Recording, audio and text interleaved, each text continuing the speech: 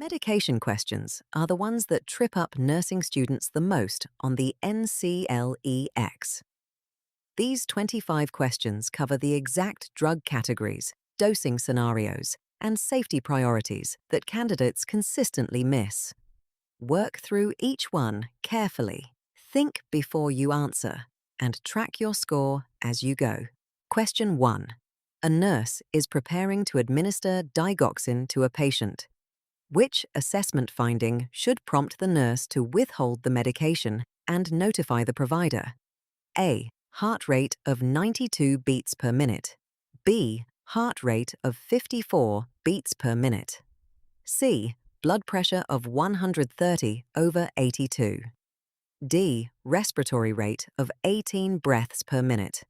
Take a moment to think. The correct answer is B. Digoxin should be withheld if the apical heart rate is below 60 beats per minute in an adult. Bradycardia is a sign of digoxin toxicity risk. Always check the apical pulse for a full minute before administering digoxin. Question 2. A patient is receiving heparin therapy. The nurse notes the activated partial thromboplastin time, or APTT, is 200 seconds. The normal therapeutic range is 60 to 100 seconds. What is the priority nursing action? A. Continue the infusion at the current rate. B. Increase the infusion rate. C. Stop the infusion and notify the provider. D. Administer protamine sulfate immediately. Take a moment to think. The correct answer is C. An APTT of 200 seconds is critically elevated, indicating a high bleeding risk. The infusion must be stopped and the provider notified before any further intervention. Question 3. A nurse is teaching a patient newly prescribed warfarin. Which statement by the patient indicates a need for further teaching? A. I will avoid eating large amounts of leafy green vegetables. B. I will take aspirin if I have a headache. C. I will have my international normalized ratio, or INR, checked regularly. D. I will report any unusual bruising or bleeding. Take a moment to think. The correct answer is B. Aspirin increases bleeding risk and should be avoided in patients on warfarin unless specifically prescribed. Patients should use acetaminophen for pain relief instead. Question 4. A patient with type 2 diabetes is prescribed metformin.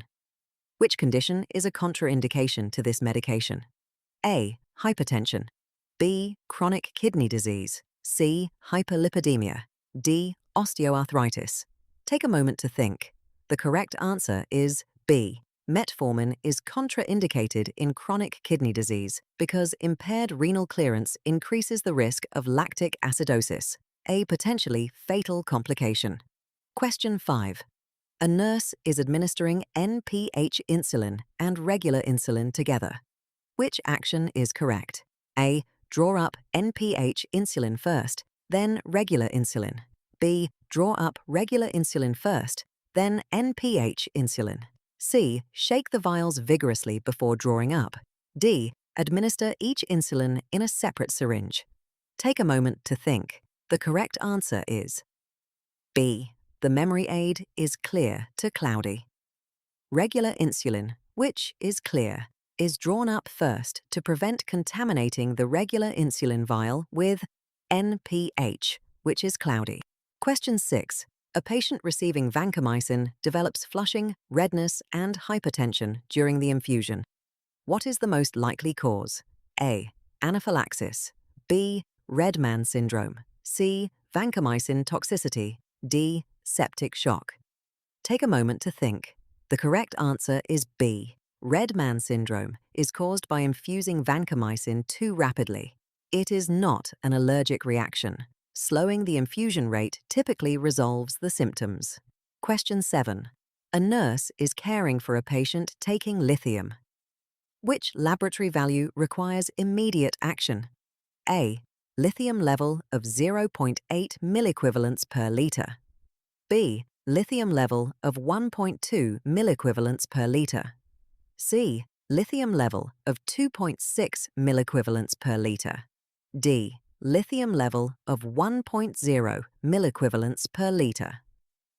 Take a moment to think. The correct answer is C. The therapeutic range for lithium is 0.6 to 1.2 milliequivalents per liter. A level of 2.6 indicates toxicity and requires immediate intervention. Question 8. A patient is prescribed furosemide. Which electrolyte imbalance should the nurse monitor for most closely?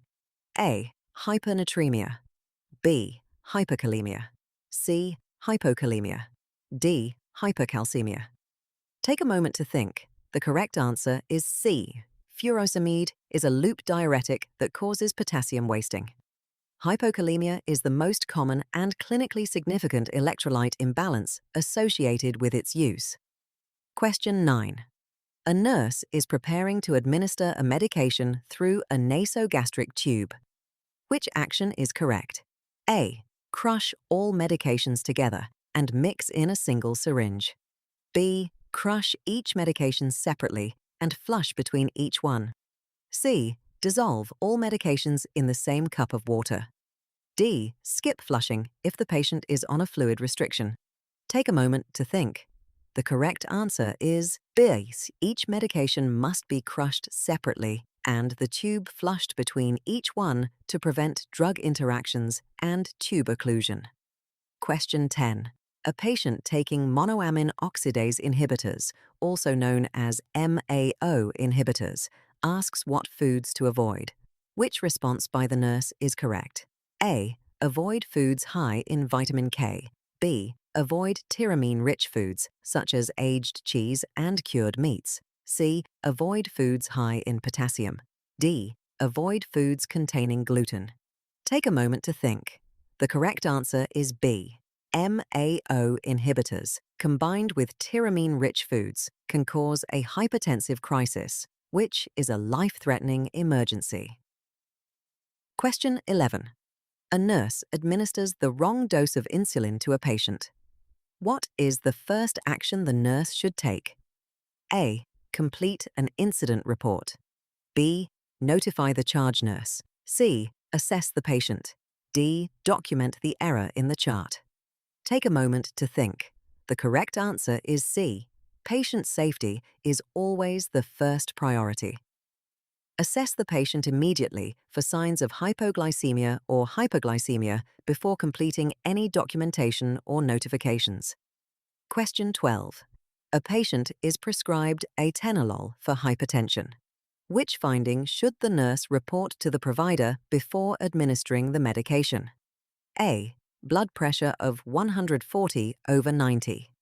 B. Heart rate of 48 beats per minute. C. Respiratory rate of 16 breaths per minute. D. Blood glucose of 110 milligrams per deciliter. Take a moment to think. The correct answer is B. Atenolol is a beta blocker. A heart rate below 60 beats per minute is a contraindication to administration and must be reported before giving the dose. Question 13. A patient receiving morphine sulfate develops a respiratory rate of 8 breaths per minute and is difficult to arouse. What is the priority intervention? A. Administer naloxone. B. Reposition the patient. C. Apply supplemental oxygen. D. Decrease the morphine infusion rate. Take a moment to think. The correct answer is A. This presentation indicates opioid-induced respiratory depression. Naloxone is the reversal agent and must be administered immediately to restore adequate breathing. Question 14. A nurse is teaching a patient about angiotensin-converting enzyme, or ACE, inhibitors. Which side effect should the patient be instructed to report? A. Dry persistent cough. B. Increased urination. C. Weight gain. D. Blurred vision. Take a moment to think. The correct answer is A. A dry persistent cough is a well-known side effect of ACE inhibitors caused by bradykinin accumulation. Patients should report this so an alternative medication can be considered. Question 15. A patient is prescribed phenytoin for seizure management. Which laboratory finding is most important to monitor? A. Complete blood count. B. Serum phenytoin level. C. Liver function tests. D. Serum potassium. Take a moment to think. The correct answer is B. Monitoring serum phenytoin levels ensures the drug remains within the therapeutic range of 10 to 20 micrograms per milliliter, preventing toxicity or subtherapeutic dosing. Question 16. A nurse is caring for a patient on clozapine therapy. Which laboratory value must be monitored regularly? A. Serum creatinine. B. White blood cell count. C. Serum calcium. D. Platelet count. Take a moment to think. The correct answer is B. Clozapine carries a risk of agranulocytosis, a life-threatening reduction in white blood cells. Regular white blood cell monitoring is mandatory throughout therapy. Question 17. A patient prescribed spironolactone should be monitored for which electrolyte imbalance? A. Hypokalemia. B. Hyperkalemia. C. Hyponatremia. D. Hypocalcemia. Take a moment to think. The correct answer is B. Spironolactone is a potassium-sparing diuretic. Hyperkalemia is the primary electrolyte concern, especially in patients with renal impairment or those taking potassium supplements. Question 18. A nurse is preparing to administer IV potassium chloride. Which action is correct? A. Administer as an IV push over 2 minutes. B. Dilute and infuse slowly via IV piggyback. C. Administer undiluted through a peripheral line. D. Mix with normal saline and push over 5 minutes. Take a moment to think. The correct answer is B. Euphoropotassium must always be diluted and infused slowly. Rapid administration can cause fatal cardiac arrhythmias. Never administer potassium as an IV push. Question 19. A patient taking isoniazid for tuberculosis should receive which supplement to prevent peripheral neuropathy? A. Vitamin C. B. Vitamin B12. C. Pyridoxine, also known as vitamin B6.